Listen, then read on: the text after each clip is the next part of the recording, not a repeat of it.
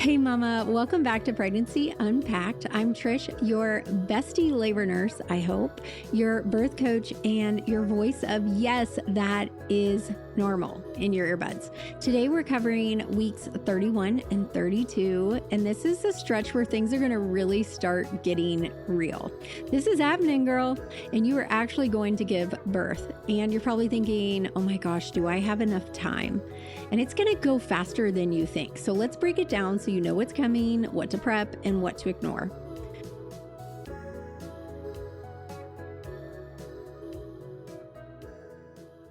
So let's talk about your little baby bean.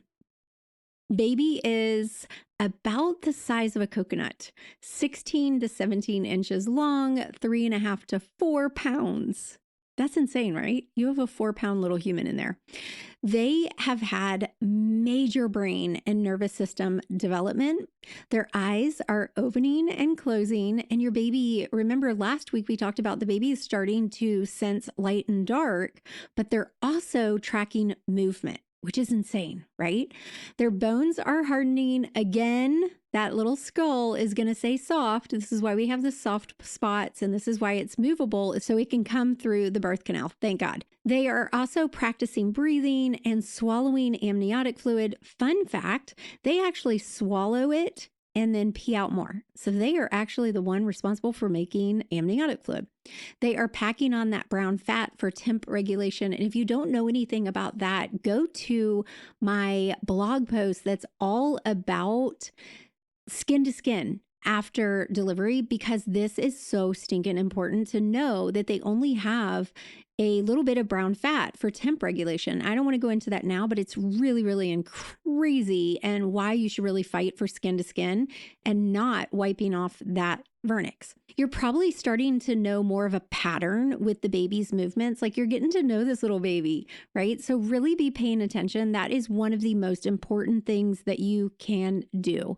If you haven't downloaded my free 3rd trimester birth prep pack, we have a fetal movement count sheet in there and talk about the importance of fetal movement. Fetal movement is the one way that you can tell that baby is getting enough oxygen. So don't ever mess around with it. We will never be upset with you for you double checking, coming in, whatever. If your intuition is like this baby's not moving as much or what have you, just make sure that you connect with your provider and get seen. So let's talk about what's happening with you, which I probably don't need to tell you because it's happening, but maybe you're listening to this ahead of time. Shortness of breath is going to up the ante right now because your uterus is really crowding your lungs. So we talked about some positions, yoga, stretching, getting down on your hands and knees, doing some deep breathing techniques, swimming can all help get the uterus off of your lungs and get the baby down and movement and all that thing. It's just part of the end of pregnancy. You're probably going to start really experiencing some swollen ankles, possibly your feet or your hands. But remember, that is normal with fluid retention, but it's gradual. So if you have sudden swelling, you need to let your doctor know. Or if you're concerned about it, let your doctor know. I don't care how much you bug your doctor. You have a right. You're paying a lot of money. You're going to have some back and hip pain, some more and more Braxton Hicks, which we talked about. Another thing that a lot of people don't talk about that happens from the get-go is vivid dreams, like weird ass dreams. They can be very bizarre. Keep a journal because you're going to look back and be like, what in the actual? So I would keep a journal. You also might be experiencing more and more pregnancy insomnia, and this can be due to just hormones, your mind racing, and it can also be discomfort.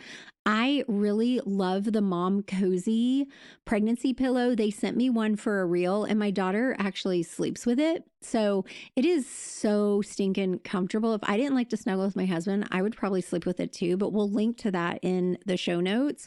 It's really, really comfortable. Also, fun fact, if you're having a lot of night sweats or you're just getting hot at night, they also have a cooling blanket that they sent me, and I actually do use that even though I'm not pregnant. I love it. Because your center of gravity is shifted, you might be a little more clumsy and have some balance issues. So take caution, be careful when you're getting up and down and where you're walking.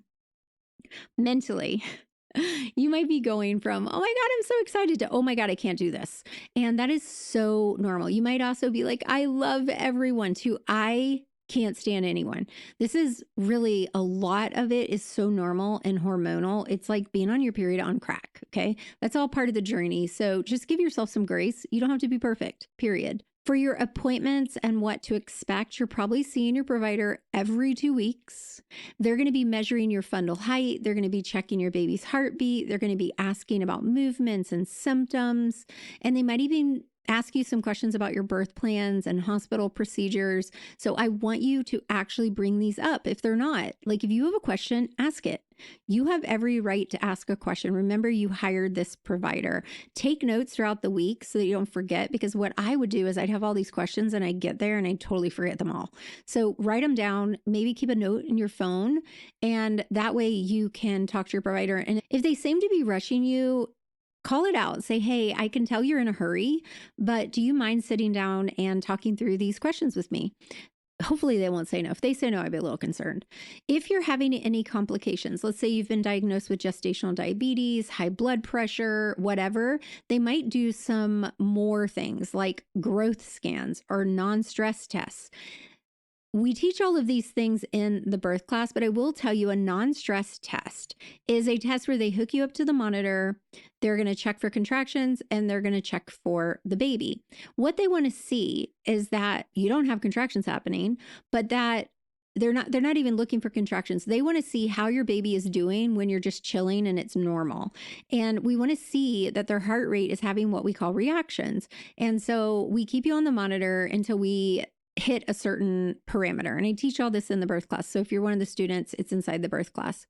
Here are some questions to ask right now. How will we monitor baby's growth from here? What are the hospital's labor and delivery policies? And who will actually be attending my birth?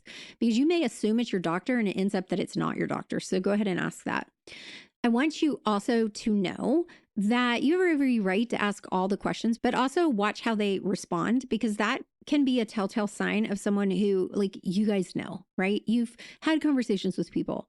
Use those human clues, right? If they are tensing up or they're brushing your questions off, then you need to deep dive a little, and you may even need to switch providers, which I can help you with that if that's what you need to do. The countdown pressure. This is where the world starts pushing. Do you, asking you all the questions. Do you have the nursery ready? Have you packed your hospital bag? You better sleep now. Here's what's coming. Here's what you're going to have. Like, oh my God, get ready. And it's really negative in some ways. So I just want you to know that all your baby needs is you.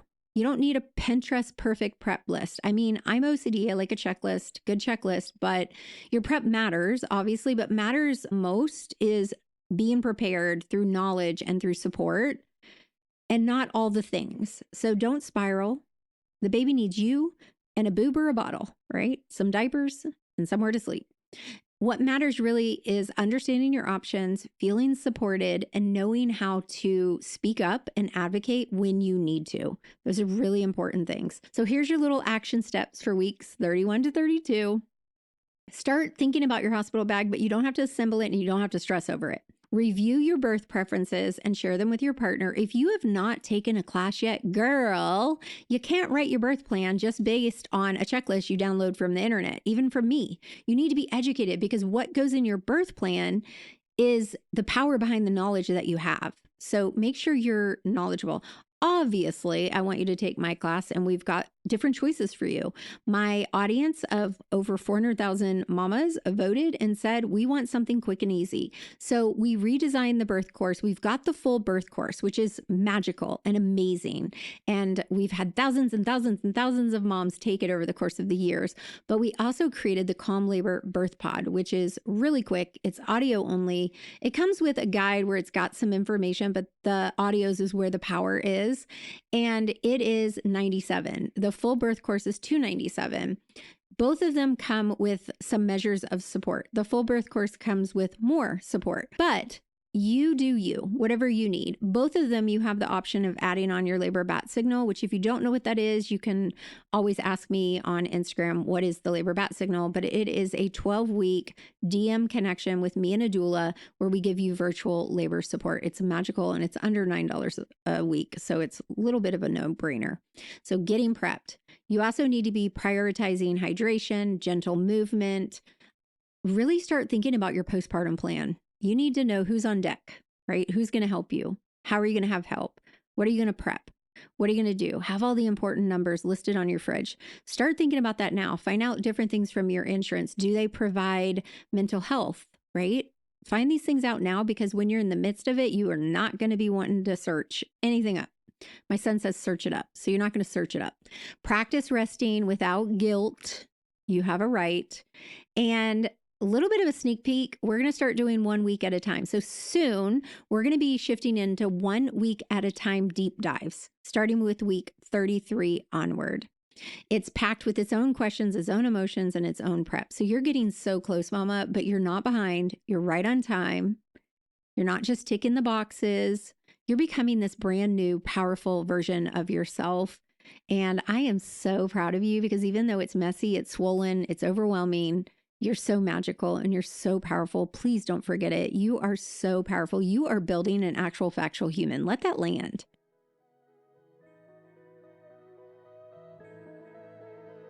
All right, you guys, I hope you loved this episode. I love spending extra time with you, deep diving into your pregnancy and unpacking all the things. I am so happy that you're here. Please hit subscribe. And I am begging y'all, write a review. Tell me what you love and tell me topics you want to hear more of. I always check them, and we adore you guys. As always, we will see you again next week. Bye for now.